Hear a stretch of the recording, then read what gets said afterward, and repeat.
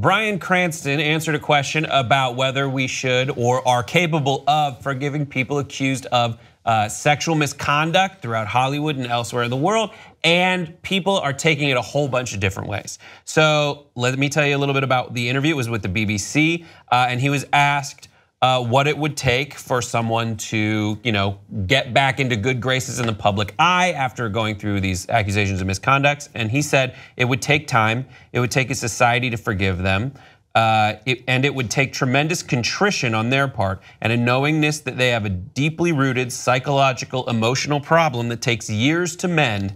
If they were to show us that they put the work in and are truly sorry and making amends and not defending their actions but asking forgiveness, then maybe down the road there is room for that. Now, Twitter and various people on it have, I guess people on Twitter have had a bunch of different takes to it. One being like, Bryan Cranston is the Walter White of dumb takes. And another saying, it's not that I don't want them to get better, but they lost their status for a reason. None of us should be thinking about how they can get it back for years. That's a super short pathway to re-damaging victims and creating new ones. You read it, you hear it, what he said. What's your reaction after seeing it? I mean, I think he's not wrong in saying that it's going to take society to forgive them and for them themselves to understand the magnitude of what they did. But I think also, like, not just society, but the people that they hurt. Like, they need to be focusing on, those people and getting forgiveness from them, because that's what really matters. And not only that, but I think that we should be focusing on, well, what about the people who were groped or raped? Like, aren't we concerned about how they're able to function and if they're gonna get better? So I don't know, me personally, I'm a little bit more concerned about the people who this happened to, and if they're getting like the proper therapy they need, if they're getting the proper, just anything that they would need to get better and to be able to come back and function how they were before these things happened to them. I think I agree with you 100%, Daron. And in addition to that, the question that Bryan Cranston was asked is a question that would be in the natural progression and evolution of this conversation, because week after week, we're always talking about the problem, which is what has transpired, what has happened. So it's for Bryan Cranston's response to that, I kind of agree with him. I think that people forgive in time. It's gonna happen. I don't think these people deserve to be back at the height of their career again. I don't think that they should be thrust to the accolades and greatness that they once had, that they fell from. But Bryan shouldn't be flamed for saying stuff that people are probably think. It's like we can't.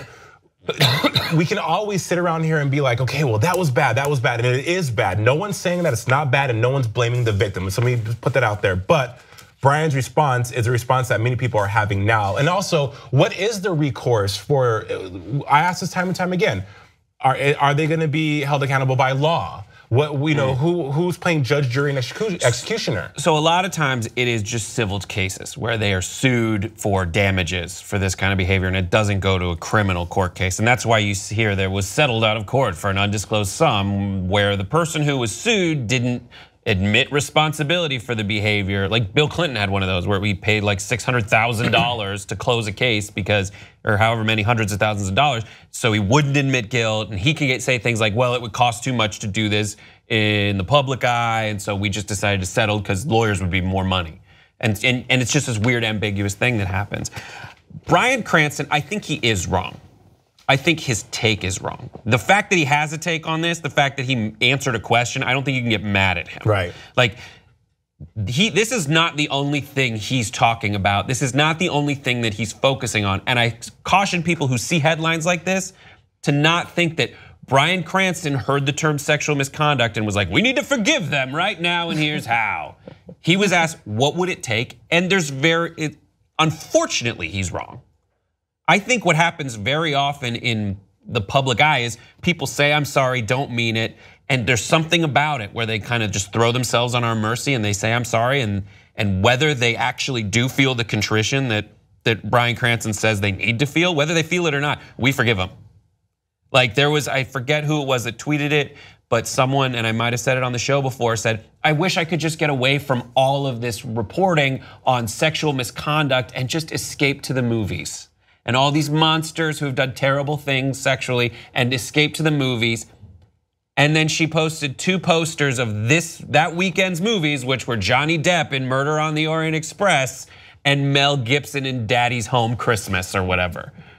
These people that no matter, like they can say sugar tits and they can grope people and they can be terrible and say terrible racist, anti-Semitic things, and they'll be back just because of time. And there's this weird thing, you saw it with Sean Spicer. Everyone's kind of torn between, but they end up siding with the person who throws themselves at the mercy of the court, even though that person has lied or done terrible things in the past. It just happens.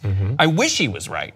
Yeah, I echo a lot of what you're saying, Brett. And also, I was just disappointed that this was a question. It sounded like he was sort of unprepared in his answer, which I think is to be expected, because I don't think this is the conversation we should be having. We're still waiting for the NYPD to determine whether or not they're going to be filing charges against Harvey Weinstein. Right. It's very fresh to be having a conversation of, well, should we forgive him? I don't think that that's what the questions need to be at this point. I think we need to do a lot more work on believing the people that have come forward. That's still a problem, and you'll probably see it in the comment section below. Believing the people that have come forward and their stories. Furthermore, we need to have a comprehensive reform of Hollywood culture from the top down. So that is the questions that we should be asking, not like, how soon can we forgive Harvey Weinstein and Kevin Spacey? Right, but that you just fell into the trap again.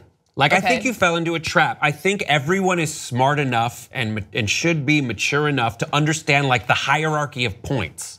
There is the point, number one, of course. The number one point is sexual misconduct is wrong and should not be stood for. But I think like we start to have this conversation, and at a certain point, it's gonna come up. What ends up happening is people like this know that everyone's ready for this trap of we shouldn't have this conversation yet. Yeah, well, that's what I'm saying. But that's what I'm saying is we're saying, I guess, the same thing, but we shouldn't have this conversation is I don't even think the right, I don't know, it just feels like a trap. I don't think that's where the focus is best suited right now, because people are still coming forward, allegations are still coming out. Right. So why is that a question on this junket that he was, I think it's a good thing that you point out, it wasn't like. It's all in our minds though. I like that it's on our minds, like that thing, that sad thing that happens. Because it's thematically linked to how was it able to go on so long without this becoming a thing? How everyone knew Harvey Weinstein was a piece of shit. How was it able to go on so long? Is like this weird demon of normalcy that is thematically linked to they're gonna get back into Hollywood again. But is that sort of like maybe we should call into check our cynicism? Because I understand what you're saying in the sense of like that was a natural question that came to my mind, but I would hope that the journalists are speaking to these higher Hollywood actors and being like, all right, I know that's where our brains are going. Twitter, have it out there, but that's not the hot take we need from Bryan Cranston right now. Instead of asking what would it take to forgive Kevin Spacey and Harvey Weinstein, why not ask him what are you doing and the people in your circle to reform this toxic culture that was able to exist for so long? Well, that's the question that we need to have answered. And don't get mad at sorry, go ahead. No, just don't get mad at Bryan Cranston for answering a question. Is that thing? It's like don't call him the Walter White of dumb takes. It's not a dumb take. It wasn't like he called the press conference, which is like, I would like to issue my statement on how we should forgive these guys. Like that's not what happened. That's what drives me mad about this whole conversation in general right now, is because no matter, it's super sensitive, it's super hot button, it's super emotional for a lot of people. And I'm sure Bryan Cranston was asked many other questions in this interview, but this was the one that was gonna be like, boom, gonna get clicks, gonna get people to read it, right? But it's like, that's just that when you ask someone, and like you make up a great point, like don't just jump into the fire when you read stuff like this, because if, let's say Brett, you asked me that question on Pop Trigger and I had that response, doesn't mean that I support or I'm in favor of, and Grace, you're right, the conversation does still need to be in support of, how are we gonna reform, how are we gonna make a change, but obviously no one has that answer. Or no one's coming forward with that answer. So when Bryan Cranston answers a question like, hey, fine, do I think Kevin Spacey will be forgiven or should be forgiven, in time? Because time has shown us that people that do really shitty things still rise to the top again or are forgiven in time. And that's just the reality of it. That's the bold reality of it. So why bullshit not act like it's not the reality? In addition to that reality, yes, the new reality needs to be, what the fuck are we doing to fix this? But you know what, week after week, no one has that answer. Well, the thing is, I think in general we know not the way to fix it, but we know we need to hold people accountable. People that are in a high position, even people that are around them, assistants, need to hold them accountable, need to speak out, and not just kind of sweep things under the rug when they see things or hear things. But that's easier said than done when you're making a good salary and you're not trying to get fired, or you're not trying to get somebody else fired, and you have a good job. So I think people do know at least part of the problem and part of how they can fix it. Yeah. All right, well, you guys obviously also know part of the solution, so please let us know in the comments below. Subscribe to this channel, check back for more videos throughout the week from Pop Trigger.